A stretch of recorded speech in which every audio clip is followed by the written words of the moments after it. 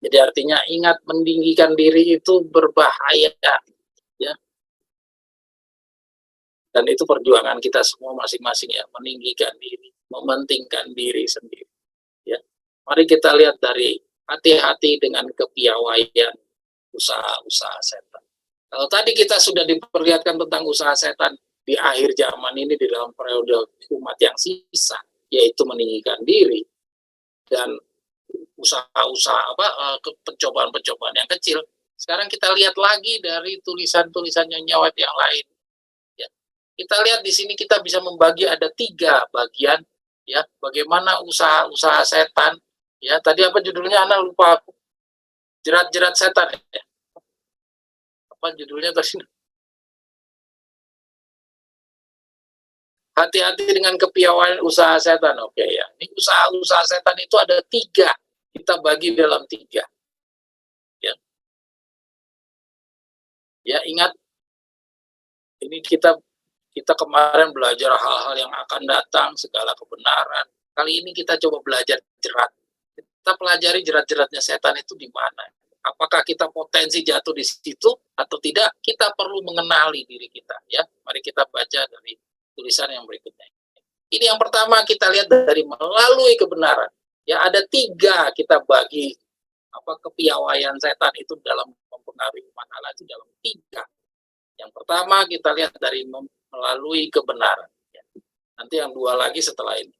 Dosa akan telah mendatangkan malapetaka ke atas segala bangsa itu. Untuk dosa 1 orang murka Allah telah turun ke atas segenap sidangnya sampai pelanggaran itu diselidiki dan dibuangkan. Pengaruh yang harus paling ditakuti oleh gereja bukanlah pengaruh dari orang-orang yang menentang dengan terang-terangan, orang-orang kafir dan penghujat-penghujat, tetapi pengaruh dari orang-orang yang mengaku diri Kristen tetapi tidak hidup seperti orang Kristen. Mereka inilah yang telah menanamkan berkat-berkat Allah Israel dan menyebabkan kelemahan di antara umatnya. Ya, ini saya coba bagi menjadi 3. Yang ini dari kebenaran. Jadi caranya setan bekerja yang pertama ini dari kebenaran. Ya, dia turun, ya, sampai kebenaran itu diselidiki dan dibuangkan. Pengaruh yang harus paling ditakuti oleh gereja bukanlah pengaruh dari orang yang menentang dengan terang-terangan. Jadi kita harus hati-hati bukan sama orang yang dengan tegas-tegas, ya saya anggota WAKO, atau saya anggota orang Advent, saya penolak pekabaran Tuhan Gembala. Kita nggak usah khawatir dengan orang-orang ini. Tapi kita khawatirlah sama orang-orang yang mengaku diri Kristen, tapi tidak hidup seperti orang Kristen. Ya, dia bukanlah pengaruh dari orang-orang yang menentang dengan terang-terangan. Jadi artinya orang-orang ini terselubung. Artinya apa ini? Ini adalah orang-orang penyusup. Ya, saya tidak mau menuduh siapa-siapa, ya, saudara sendiri yang menilai siapa yang maksudnya, apakah yang, ya saya nggak mau ke sana, ya. Kita sendiri yang evaluasi sendiri bahwa memang benar setan bekerjanya bukan secara terang-terangan, tapi setan selalu memasukkan orang-orangnya. Ya, cara memasukkannya otomatis juga dengan kebenaran-kebenaran yang hasil buah-buah pikirannya. Ya. Mari kita baca ulang. Bukanlah pengaruh dari orang-orang yang menentang dengan terang-terangan, orang-orang kafir dan penghujat-penghujat, tetapi pengaruh dari orang-orang yang mengaku diri Kristen, tapi tidak hidup seperti orang Kristen. Mereka inilah yang telah menahan berkat-berkat Allah Israel dan menyebabkan kelemahan di antara umat. Kalau dia orang ini hanya diam saja sih nggak terlalu masalah. Tapi ketika dia berbicara, ya, nah disinilah baru bahayanya itu akan kelihatan. Bagi orang-orang yang mungkin kuat, imannya kuat atau belajarnya cukup, oke, nggak masalah. Dia bisa membedakan mana yang benar, mana yang salah. Tapi bagi orang yang mungkin baru mulai belajar, ya kehadiran orang-orang yang ini adalah orang-orang yang paling berbahaya. Kan kata-katanya Nyonya yang lain adalah apa? Adalah lebih berbahaya orang yang itu orang yang setengah-setengah, karena orang yang setengah-setengah itu dia menipu dua belah pihak, ya. Bagaimana kata-katanya itu aku lupa itu. Pokoknya orang yang setengah-setengah itu berbahaya. Lebih baik tegas-tegas dia orang kafir atau orang penghujat atau orang benar sekalipun. Tapi kalau dia berada di tengah-tengah itu berbahaya ke sana, dia berbahaya ke sini. Ini, ya. Ya. Dia menipu kedua belah pihak, menipu orang jahatnya dia tipu, orang benarnya juga dia tipu. Ini ya kata-katanya Nyawa itu kira-kira seperti itu. Kita berikutnya, anak. Pengaruh yang sama sedang bekerja dewasa ini dengan perantara mereka yang berusaha menjelaskan hukum Allah sedemikian rupa untuk menyesuaikannya dengan kebiasaan mereka. Nah, ini ya, ini dari sisi kebenaran juga nih. Caranya setan bekerja adalah dengan itu. Pengaruh-pengaruh yang sama sedang bekerja dewasa ini dengan perantara mereka yang berusaha menjelaskan hukum Allah sedemikian rupa untuk menyesuaikan dengan kebiasaan mereka. Jadi disesuaikan dengan pemahamannya mereka. Golongan ini tidak menyerang hukum dengan terang-terangan, melainkan mengemukakan teori-teori yang bersifat mengadu untuk melemahkan prinsip-prinsipnya. Mereka menjelaskannya agar dapat merusakkan kekuatannya. Jadi hati-hati orang-orang yang setengah-setengah ini. Dia nggak terang-terangan. Ya, dia menyampaikan, melainkan mengemukakan teori yang bersifat mengadu untuk melemahkan prinsip-prinsip. Jadi orang-orang ini tidak diam di dalam sebuah kelompok itu, dia tidak duduk diam dengerin, enggak, dia aktif. Kenapa? Karena dia punya misi, ya. Kalau dia diam aja, artinya dia nggak jalankan misinya. Orang dia hadir di situ, dia hadir di dalam kelompok itu, tujuannya dia adalah mempunyai misi. Yaitu apa? Misinya mempengaruhi orang-orang dengan teori-teori yang dia punya. Oke?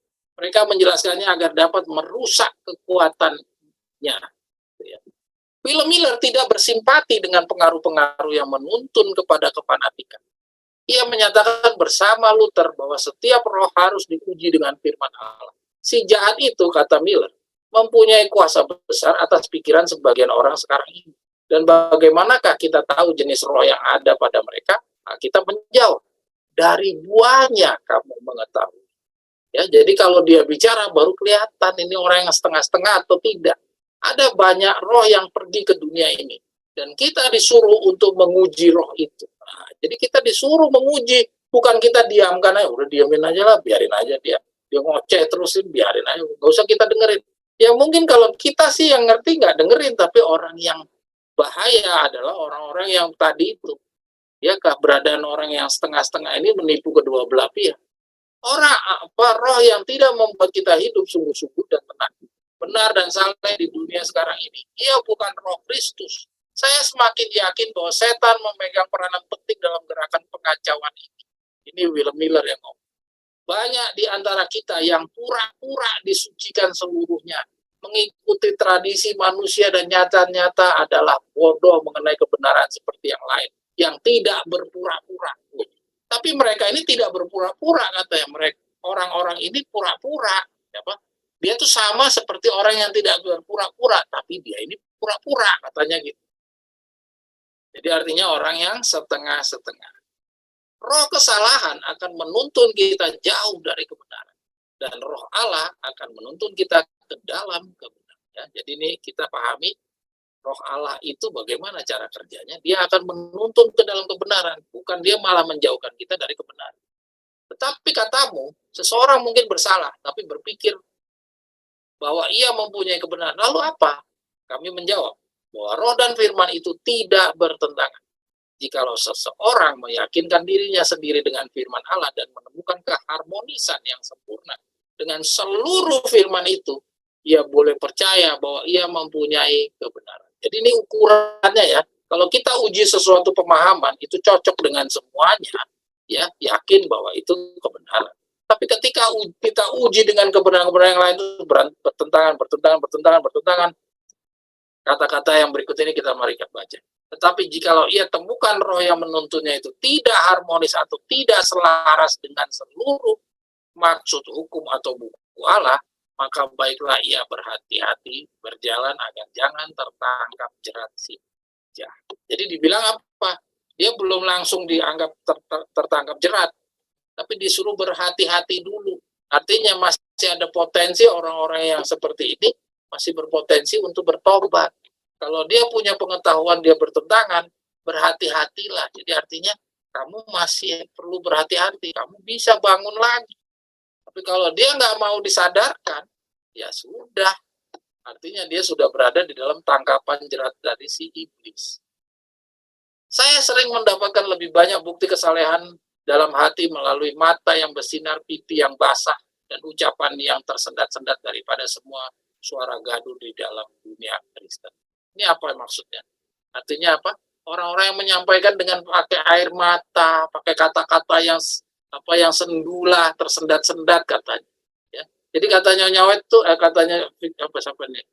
Nyawet ya, Nyawet yang nulis.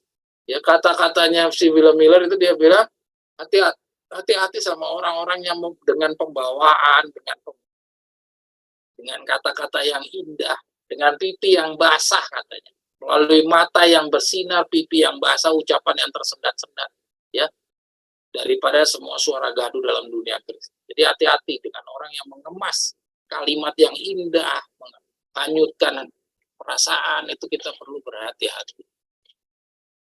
Oke, kita lanjut.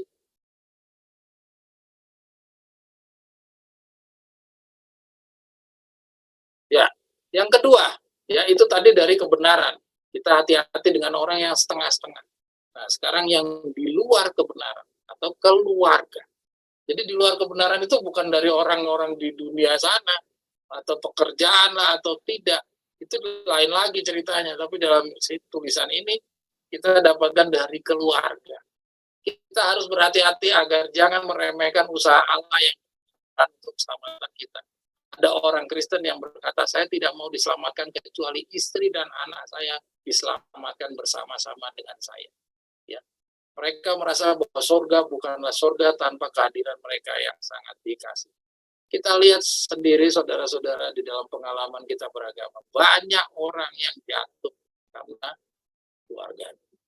Banyak orang yang suaminya sebenarnya menerima tapi karena istrinya menolak secara perlahan-lahan. Tapi akhirnya dia lebih mengasihi istrinya dan akhirnya dia meninggalkan kebenaran ini.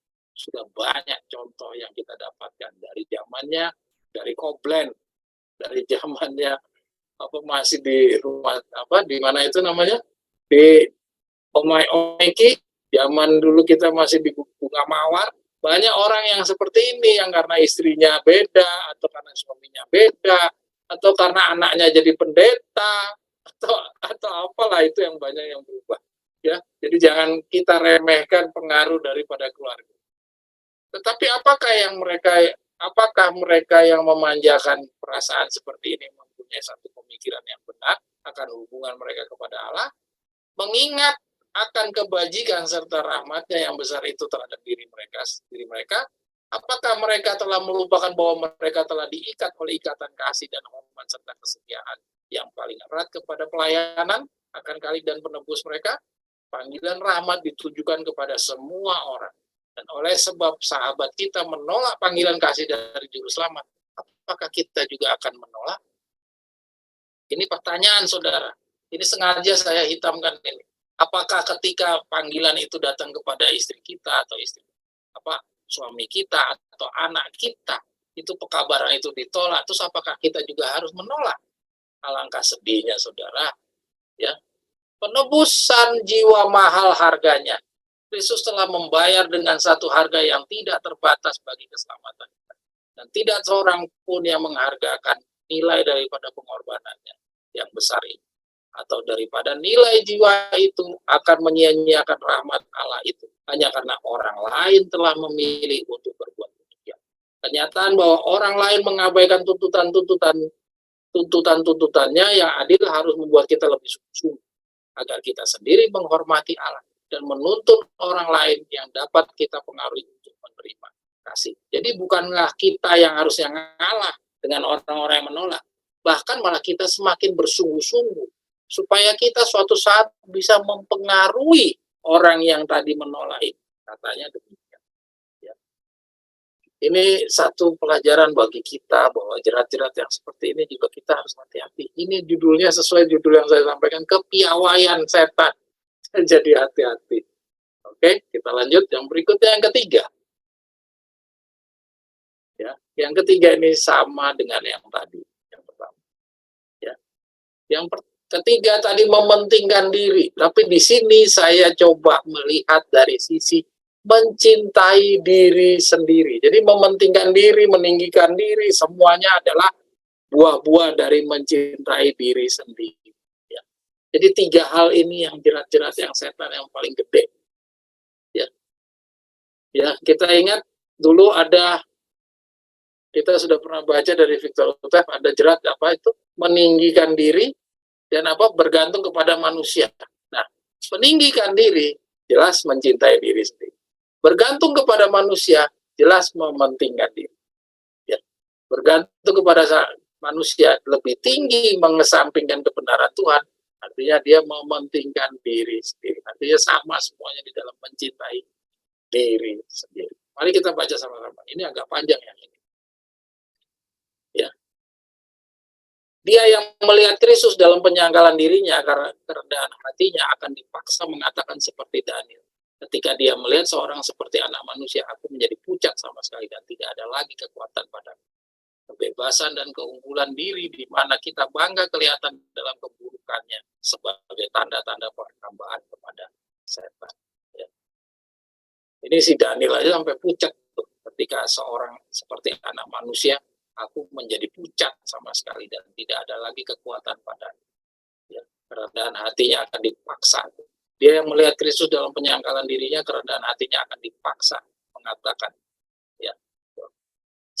ya kita lihat nih, kebebasan dan keunggulan diri di mana kita bangga kelihatan dalam keburukannya sebagai tanda-tanda perhambahan kepada setan. Jadi kalau kita sudah mau meninggikan diri, menonjolkan diri, itu sebuah tanda-tanda keburukan sebagai tanda-tanda perhambaan kepada setan. Jadi ketika kita mau meninggikan diri, ini Daniel sendiri juga seperti itu. Ketika Daniel mau meninggikan diri, disitulah kelihatan bahwa tanda-tanda perhambaan kepada setan sudah mulai terlihat. Sifat manusia selalu bergumul untuk dinyatakan, siap untuk bertanding. Ini karakter manusia. Manusia itu selalu pingin nonjol, pingin unggul, pingin menang, pingin terlihat, pingin dilihat sama orang lain. Itu sifat manusia. Ya, dan saya sendiri juga demikian, bukan orang yang luput dari kata-kata ini. Saya juga bagian dari kata-kata ini. Saya sedih kalau di kantor saya diremehin, apalagi bos saya usianya 15 tahun di bawah saya, masuk di BPK-nya jauh, 12 tahun lebih muda dari saya. Sekarang dia menyalah-nyalahkan saya, rasanya kayak apa itu? Saudara mungkin belum pernah merasakan kondisi seperti itu, ya. Tapi nggak perlu lah kita bahas, ya. Sifat manusia selalu bergumul untuk dinyatakan, siap untuk bertanding. Tetapi dia yang belajar mengenai Kristus, dikosongkan dari diri, dari kesombongan, dari cinta akan keunggulan, dan ada ketenangan di dalam jiwa. Diri diserahkan kepada urusan Roh Kudus. Kemudian kita tidak ingin untuk memperoleh tempat tertinggi. Kita tidak berambisi untuk mendesak dan mendorong diri kita supaya diperhatikan. Tetapi kita merasa bahwa tempat kita yang tertinggi adalah di kaki juru selamat. Jadi artinya kita perjuangkanlah diri kita untuk bagaimana diterima oleh Yesus. Bukan berjuang untuk bagaimana diri kita diperhatikan orang lain. Itu yang harus kita tinggalkan. Kita melihat Yesus menunggu tangannya untuk memimpin, mendengar suaranya untuk membimbing. Rasul Paulus memperoleh pengalaman ini. Dan ia katakan, aku telah disalibkan dengan Kristus. Namun aku hidup, tapi bukan lagi aku sendiri yang hidup. Jadi kita harus seperti ini. Jadi hilang tuh diri kita sendiri. Melainkan Kristus yang hidup di dalam aku. Dan hidupku yang kuhidupi sekarang di dalam daging adalah hidup oleh iman dalam anak Allah yang telah mengasihi aku dan menyerahkan dirinya untuk aku. Kita tahu semua cerita Paulus. Paulus ya pasti Paulus adalah Saulus yang tidak ada orang yang bisa merendahkan dia. Semua orang harus tunduk sama dia. Dia hajar semua pengikut-pengikutnya Yesus. Tapi ketika dia sudah dirubah menjadi Paulus, inilah yang terjadi. Dia menjadi manusia yang baru.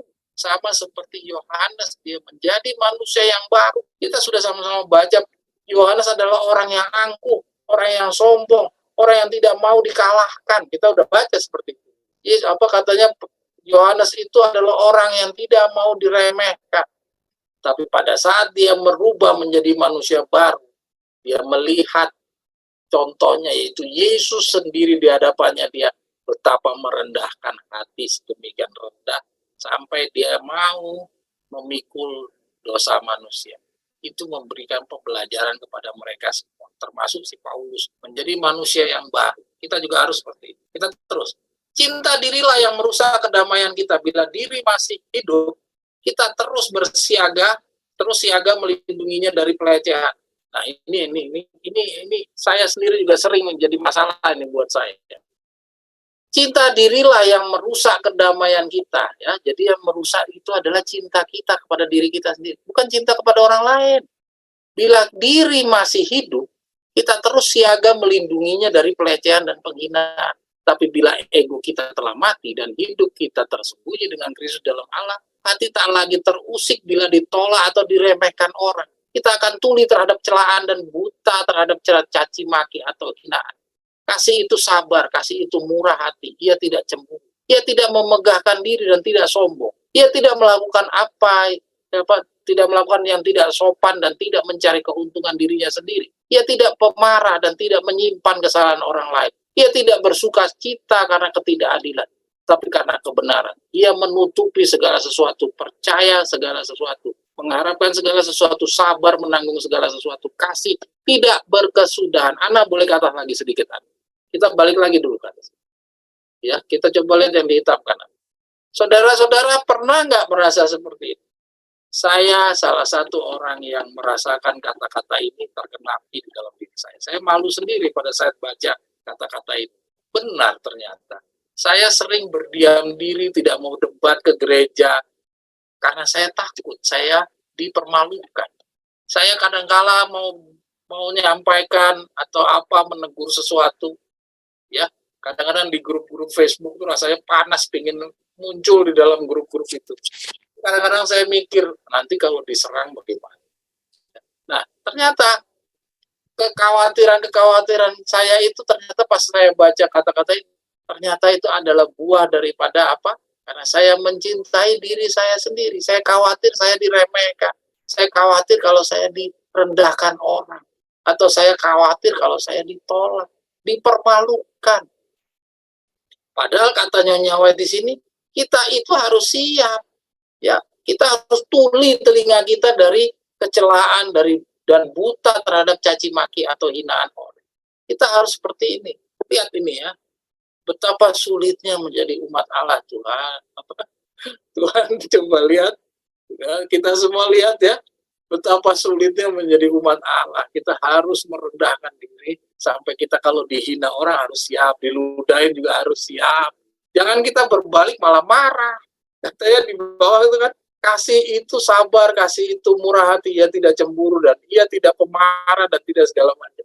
Artinya kalau kita dihina sama orang terus kita marah, artinya itu sebagai bukti kita masih mencintai diri kita sendiri. Ya, oke, itu ternyata ini adalah jerat-jeratnya setan ya. Luar biasa, luar biasa. Oke, lanjut Anda. Ada yang mau komentar sebelum kita lanjut? Atau ada yang memandang, saya sudah selesai, ini saya udah nggak masalah. Saya ada yang orang mau ludahin, saya udah biasa saya. Saya udah sering diludahin orang kok. Saya telan ludahnya orang itu. Ada nggak yang bisa ngomong begitu? Saya belum pernah lihat ada orang yang bisa bilang begitu. Ya, kita terus. Kita perlu waspada terhadap rasa kasihan pada diri sendiri. Jangan pernah menurutkan perasaan bahwa engkau tidak dihargai sebagaimana yang seharusnya. Bahwa usaha-usahamu tidak dihargai. Bahwa pekerjaanmu terlalu sukar. Biarlah ingatan terhadap apa yang telah ditanggungkan Kristus demi kita mendiamkan setiap pemikiran keluhan. Kita diperlukan lebih baik daripada Tuhan kita. Masakan engkau mencari hal-hal yang besar bagimu sendiri? Janganlah mencarinya. Yeremia 45 ayat 5. Ya. Jadi ingat ini sama seperti yang tadi, jangan kita mengasihani diri sendiri. Ya, kita sering loh, saya terutama jujur, saya sering mengasihi diri sendiri. Saya suka Tuhan, saya sudah begini Tuhan, saya lelah Tuhan. Saya rasa kita semua pernah mengalami hal yang sama. Kita terus. Berhentilah bersimpati kepada dirimu sendiri dan ingatlah penebus dunia ini ya. Renungkanlah pengorbanan yang telah dilakukannya demi manusia dan pikirkanlah kekecewaannya bahwa sesudah ia membuat pengorbanan seperti itu demi manusia memiliki bersekutu dengan mereka yang membenci Kristus. Coba lihat, tuh manusia yang ditolong, yang dosanya ditebus, manusia memilih bersekutu dengan mereka yang membenci Kristus dan menjadi salah seorang dari mereka yang memanjakan diri mereka dalam selera yang menyesatkan, dan dengan demikian mendatangkan kebinasaan kekal kepada jiwa. Anak berhenti dulu, anak. Saya mau coba bahas ini. Saudara-saudara sudah pernah baca ceritanya Yesus? Saya yakin semua sudah baca cerita Yesus. Saya tanya sama saudara, Yesus diludahin, Yesus ditusuk perutnya, Yesus dipaku tangannya, ya, Yesus marah. Ada yang bisa jawab, Yesus marah nggak? Yesus marah nggak? Yesus dipukul, dikasih duri di kepalanya, dikasih tangannya dipaku, kakinya dipaku, perutnya ditusuk. Yesus marah nggak? Enggak. Ya, Yesus tidak marah. Tapi saudara pernah baca nggak? Yesus kapan marah? Ya, pada saat waktu ada yang jualan di dalam gereja. Ya, Tante Siana, terima kasih Tante Siana. Nah, coba kita lihat. Yesus saja sama sekali tidak mencintai dirinya.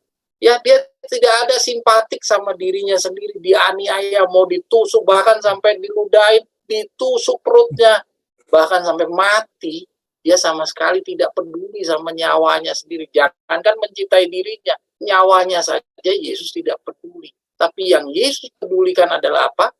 Kebenarannya, ya, kebenaran Ka'bahnya yang dia punya itu jangan coba dicemarkan, jangan coba diganggu, jangan coba ditambah-tambah atau dikurang-kurang, bahkan dimanipulasi atau dianggap tidak pernah disampaikan, jangan coba-coba. Jadi kalau Tuhan sudah sampaikan tentang time setting, jangan Anda remehkan atau Anda tidak pedulikan. Tuhan lebih marah itu daripada kamu yang menusuk saya. Kamu menusuk saya, membunuh saya nggak apa-apa, tapi kebenaran saya jangan diganggu juga.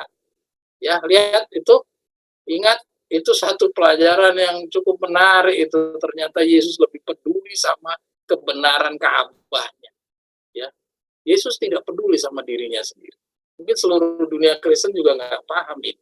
Ya, saya nggak tahu ya, apakah orang paham seperti itu atau tidak. Kalau tidak dibawa terang dari tongkat, mungkin kita nggak kepikiran ke sana. Ya, coba saudara lihat aja perjalanan Yesus. Ada nggak Yesus marah selain daripada pada saat dia Ka'bahnya dibuat untuk berdagang? Nggak pernah Yesus marah terhadap dirinya. Termasuk murid-muridnya yang mengecilkan dia, meremehkan dia. Ya, kita lihat. Yesus itu waktu ditangkap hari pertama, hari ke-15. Itu langsung murid-muridnya lari terbirit-birit. Kalau saudara nanti baca Peristiwa Segala Zaman. Itu muridnya langsung lari terbirit-birit. Sampai si Petrus sampai berkokok, ayam berkokok 3 kali. Yesus nggak marah. Ya, padahal harusnya Yesus marah, udah 3 tahun saya ajarin kamu semuanya. Sia-sia saya ngajar kayak gini nih semuanya. Semuanya cuma cari kedudukan, harusnya marah. Kalau saya jadi murid, jadi Yesus, saya marah ini. Kamu cuma cari kedudukan semuanya. Ya, kenyataannya Yesus marahnya bukan di situ. Yesus marahnya di Ka'bahnya ketika digunakan. Kita lanjut. Apabila hati hanya memikir-mikirkan diri saja, berarti hati itu berpaling daripada Kristus. Nah, coba lihat. Kalau kita terlalu peduli sama diri kita sendiri, ya, padahal kita nggak mengasingkan atau kita menolak kebenaran, kita tetap junjung tinggi tentang kebenaran. Tapi kalau kita mikir-mikirin diri sendiri, katanya berartinya kita sudah berpaling daripada Kristus. Waduh, luar biasa nih. Kalau gitu saya kena dong di sini. Kadang-kadang saya masih mikir-mikirin nih, nanti bayar cicilannya bagaimana nih. Saya masih mikir-mikir hal-hal yang kepentingan-kepentingan saya. Padahal saya sama sekali tidak menolak time setting. Saya sama sekali tidak menerima menolak nubuatan berbicara. Saya tidak menolak penginjil gembala guru berbicara. Tapi kata-kata ini betapa ngerinya ya. Kalau kita mikir-mikirkan diri sendiri, artinya kita sudah berpaling daripada Kristus. Aduh, luar biasa susahnya nih ya. Jadi umat Allah. Sumber kekuatan dan hidup. Itulah sebabnya setan selalu berusaha menarik perhatian, menjauhkan dari selamat dan mencegah hubungan jiwa dengan Kristus. Kepelesiran dunia, keluh kesah kehidupan, kebimbangan, dan duka, kesalah-salahan orang lain, atau kesalahanmu sendiri, serta ketidaksempurnaanmu kepada salah satunya atau semuanya ini, setan akan berusaha menarik perhatian. Lihat tuh, salah satunya atau semuanya, itu setan akan menarik kamu supaya mengalihkan perhatian kepada Tuhan, supaya memperhatikan dirimu sendiri. Janganlah disesatkan oleh tipu dayanya. Banyak orang yang sungguh-sungguh tulus dan ingin hidup bagi Allah. Dia sering menuntun untuk memikir-mikirkan kesalahan-kesalahan dan kelemahan-kelemahan mereka sendiri. Dan dengan demikian, oleh menceraikan mereka dari Kristus, setan berharap memperoleh kemenangan. Janganlah kita menjadikan diri sebagai pusat segala-galanya dan selalu cemas apakah kita akan selamat atau tidak. Semuanya ini akan memalingkan jiwa dari sumber kekuatan kita. Gitu. Serahkanlah penjagaan jiwamu kepada Allah dan berharaplah di dalam Dia, berbicara dan berpikir mengenai Kristus. Biarlah dirimu lembur di dalam Dia. Buangkanlah segala kebimbangan, enyahkanlah segala khawatir. Katakanlah seperti yang dikatakan oleh Rasul Paulus. Ya, ini yang tadi kita sudah sama-sama baca ya, Galati 2 ayat 20. Tinggallah di dalam Kristus, Dia dapat menjaga apa yang telah kau serahkan. Karena boleh geser.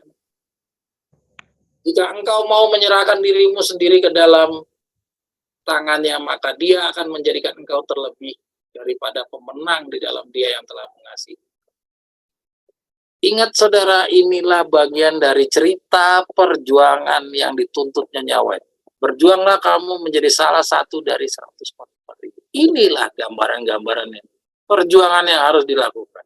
Jadi bukan hal-hal yang simpel-simpel jadi 144.000. Ada sejumlah besar rasa bersalah yang menjadi tanggung jawab gereja.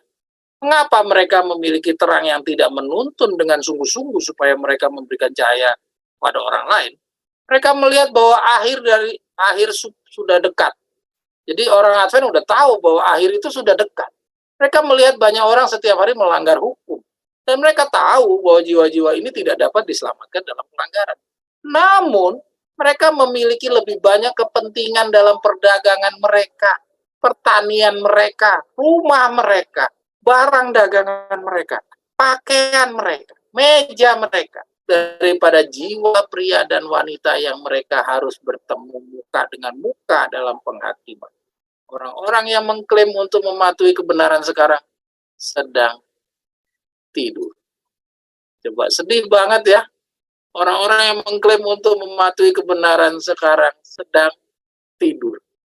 Mereka tidak bisa merasa nyaman sebagaimana adanya mereka terjaga. Jadi mereka lebih nyaman dalam kondisi tidur. Tapi kalau dia dalam keadaan terjaga, mereka tidak nyaman. Artinya kalau dia menurut itu nggak nyaman, dia lebih senang dalam pelanggaran. Cinta akan kebenaran sedang sekarat dari hati mereka. Teladan mereka tidak sedemikian rupa untuk meyakinkan dunia yang mereka miliki kebenaran di depan setiap orang lain di bumi. Di bagian paling waktu, ketika mereka harus kuat di dalam Tuhan, memiliki pengalaman hidup sehari-hari, mereka lemah, ragu-ragu, bergantung pada para pengkhotbah untuk dukungan. Ketika mereka harus melayani orang lain dengan pikiran dan jiwa, suara dan pena, dan waktu dan uang. Oke? Coba lihat ini perjuangan kita benar-benar selesai ya. Habis ya? Oh ya, habis. Habis. Coba nah. Habis nah.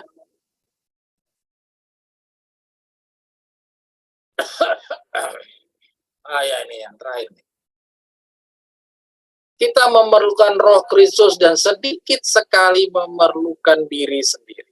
Kristus telah menaruh tangan ilahi di sekeliling bangsa manusia. Ia telah membawa kuasa ilahinya kepada manusia supaya ia dapat mendorong jiwa yang miskin, yang sakit karena dosa, yang sudah tua untuk mencapai kehidupan yang lebih tinggi. Oh, kita memerlukan lebih banyak Roh Kristus dan sedikit sekali memerlukan diri sendiri. Ya, kita memerlukan kuasa Allah yang menobatkan hari tiap hari hati kita setiap hari. Kita memerlukan Roh Kudus Roh Kristus yang lembut untuk menaklukkan dan melembutkan jiwa kita. Satu-satunya jalan bagi mereka yang merasa bahwa mereka sehat adalah jatuh di bawah, di atas batu karang itu dan dihancurkan. Kristus dapat mengubah engkau menjadi serupa dengan Dia jika engkau menyerahkan dirimu sendiri kepada-Nya. Ya. Di sini saya mau menegaskan kepada kita, menunjukkan kepada kita, bahwa sedikit sekali memerlukan diri kita sendiri. Tadi kita udah baca bahwa jangan pernah kita merasa Tuhan tuh membutuhkan kita. Tuhan nggak butuh kita yang butuh Tuhan. Ya, dan sedikit sekali memerlukan diri sendiri. Ya, saya juga mau menegaskan dari kutipan ini. Maksudnya apa? Dalam kita membawakan sesuatu pekabaran kepada orang atau membawakan tulisan kepada orang, minimalisirlah pendapat saudara. Sedikit mungkinlah pendapat saudara itu saudara kita. Ya, karena Tuhan itu tidak butuh kamu. Ya, kamu yang butuh Tuhan. Makanya kalau saudara lihat di Facebook, itu ada orang yang kasih kutipan pendapatnya sendiri, tapi tidak ada kutipan apapun yang dia sampaikan. Pada dasarnya dia lupa bahwa Tuhan itu tidak butuh dia. Ya, Tuhan tidak butuh kamu bela. Ya, tidak butuh pikiran kamu untuk menjembatani saya bisa diterima oleh orang-orang. Ya, kita tampilkan tulisannya Tuhan, tulisannya Nyonya Awet, tulisan Victor Lutek. Baru kita kasih penjelasan sedikit di bawahnya. Bukan penjelasan kita yang kita tampilkan, tulisannya Nyonya Awet malah lupakan. Itu yang paling disalahkan. Kita harus ingat posisi kita itu bukan kita yang lebih utama. Ya, pekabaran Victor Lutek Nyonya Awet itu yang lebih utama. Kita itu tidak ada artinya di mata Tuhan. Oke, lanjut Ana. Apa ya Ana ya? Nomor berapa Ana sekarang? Oh.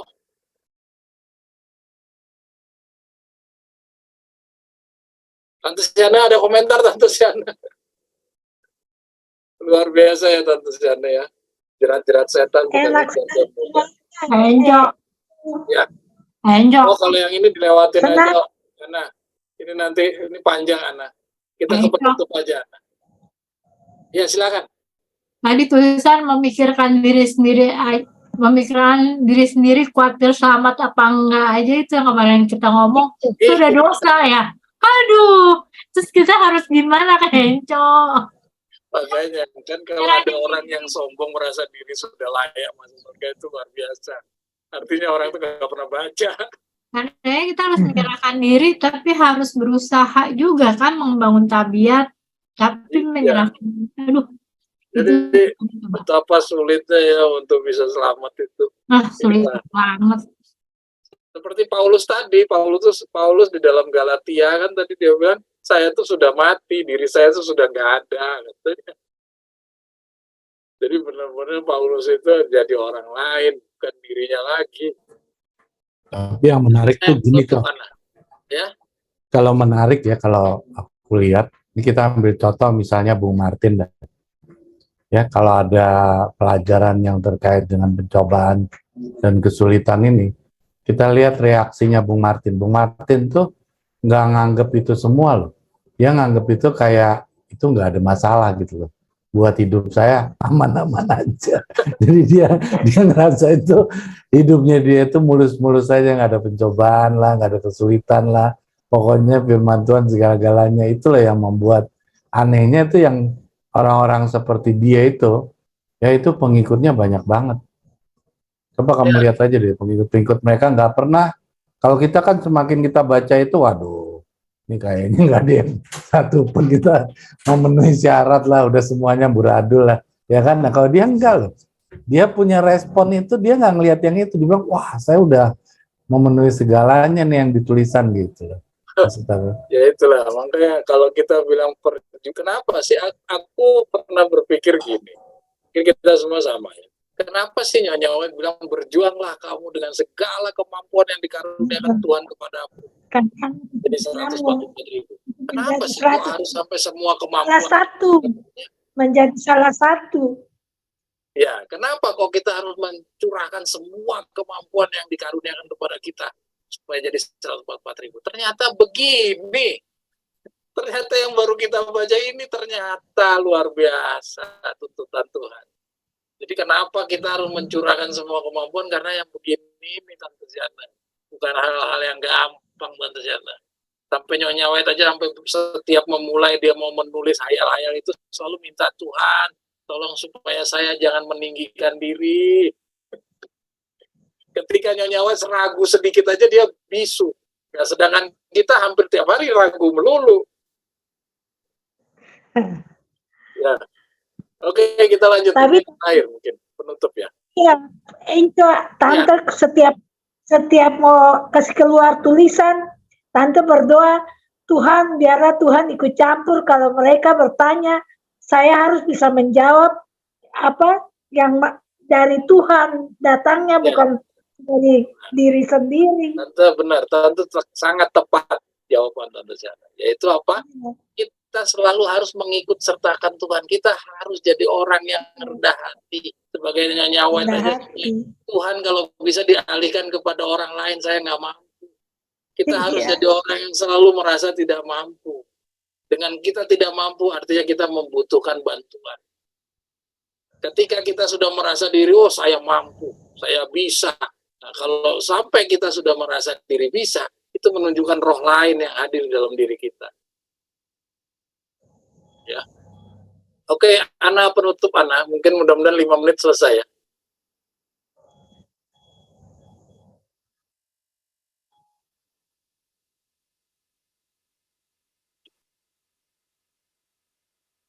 Ya. Tulisan-tulisan permulaan subjudul kewajiban dalam pemandangan Allah akan masa kesukaran. Tuhan telah menunjukkan kepada saya bahaya membiarkan pikiran kita dipenuhi dengan pikiran-pikiran dan perhatian duniawi. Ya. Saya melihat bahwa pikiran beberapa orang dijauhkan dari kebenaran masa kini dan kasih akan Allah yang kudus dengan membaca buku lain yang mengasihkan. Pikiran-pikiran orang lain dipenuhi dengan kerisauan dan perhatian untuk apa yang mereka akan makan, minum, dan pakai. Ya. Kalau kita memikirkan seperti ini, artinya apa ini? Kita baca buku yang mengasihkan itu tujuannya apa? Untuk menyenangkan diri sendiri. Terus pikiran-pikiran orang lain dipenuhi dengan kerisauan. Kerisauan itu artinya apa? Risau sama apa? Diri sendiri. Ya, ini adalah cerita-cerita tentang mencintai diri sendiri tadi. Perhatian untuk apa yang mereka akan makan, minum, dan pakai itu karena apa? Kita peduli sama diri kita sendiri. Ya, oke, kita lanjut. Ada yang mengharapkan supaya kedatangan Tuhan itu masih begitu lama. Udahlah Tuhan, nanti-nanti aja lah. Waktu telah berlangsung lebih cepat beberapa tahun daripada yang diharapkan mereka. Itulah sebabnya mereka merasa bahwa waktu akan berlangsung beberapa tahun lagi. Dan di dalam cara ini, pikiran mereka dijauhkan dari kebenaran masa kini dan menuju kepada dunia. Dalam hal-hal ini, saya melihat bahaya besar. Karena jikalau pikiran dipenuhi dengan hal-hal yang lain, maka kebenaran masa kini terdesak keluar dan tidak ada tempat lagi pada dahi kita untuk memeteraikan Allah yang hidup ini. Coba bisa kita pikirkan, kita padahal nggak juga menjadikan tuh kebutuhan kita tuh jadi pikiran utama kita.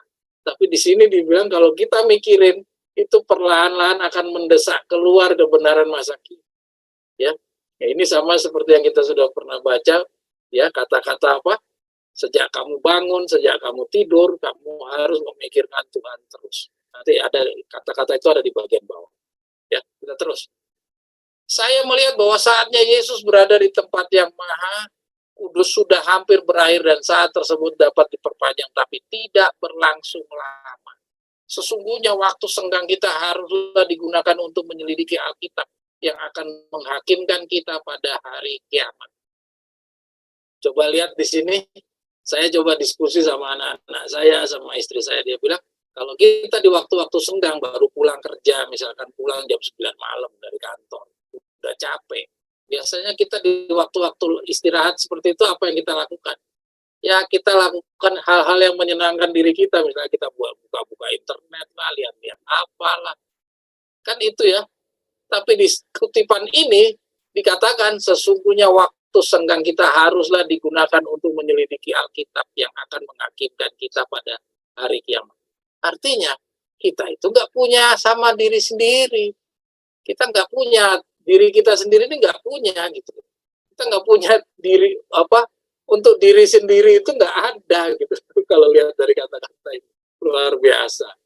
Saudara-saudara saya yang kekasih, biarlah hukum Allah dan kesaksian Yesus selalu dalam ingatanmu dan biarlah hal itu mendesak keluar.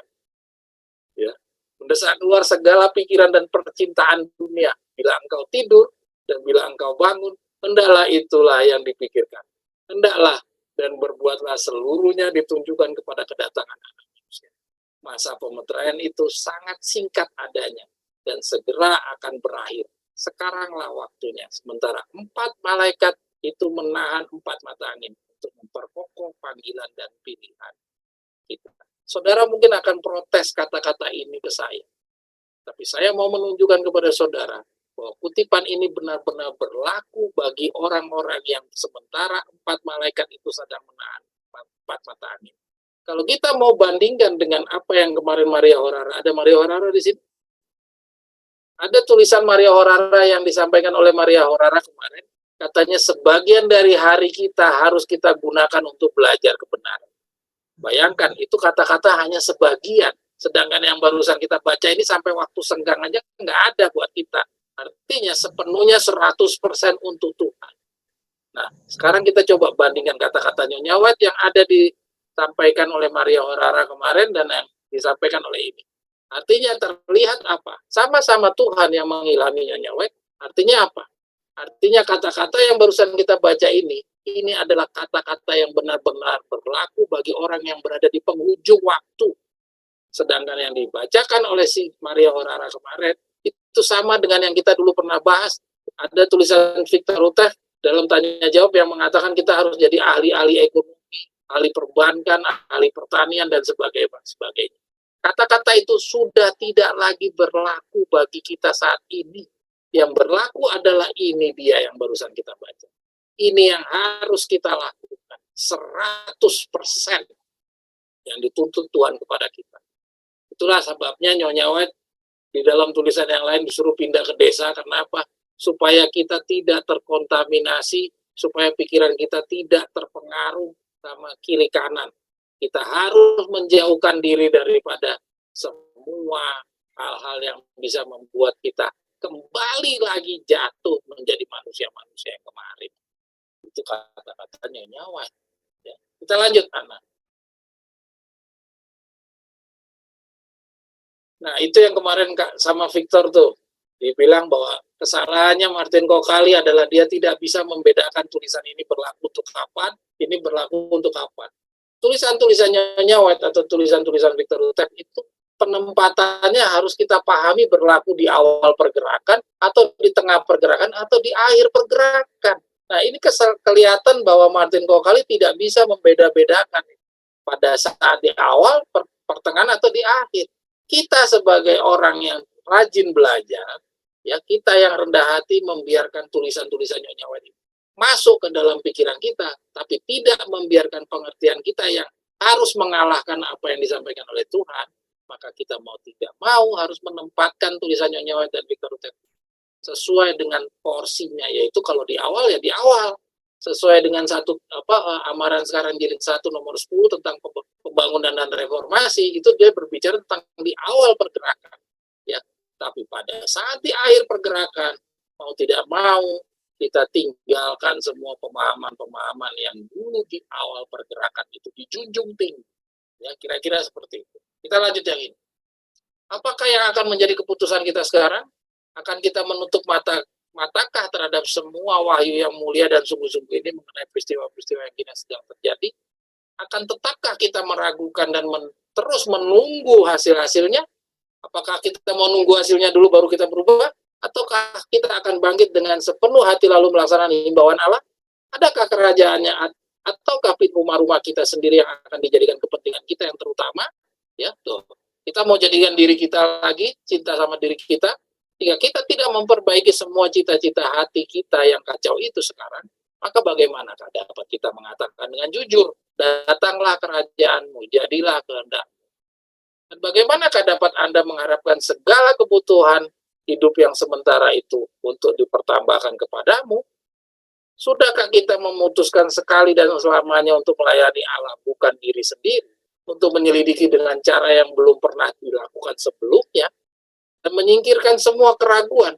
Tuhan mengatakan, adalah suatu perkara yang mudah bahwa engkau hendaknya menjadi hambaku untuk membangkitkan segala suku Yakub dan untuk memperbaiki segala pucuk Israel. Aku akan juga memberikan dikau akan suatu terang bagi segala bangsa kafir, supaya kamu dapat merupakan selamatku kepada seluruh ujung.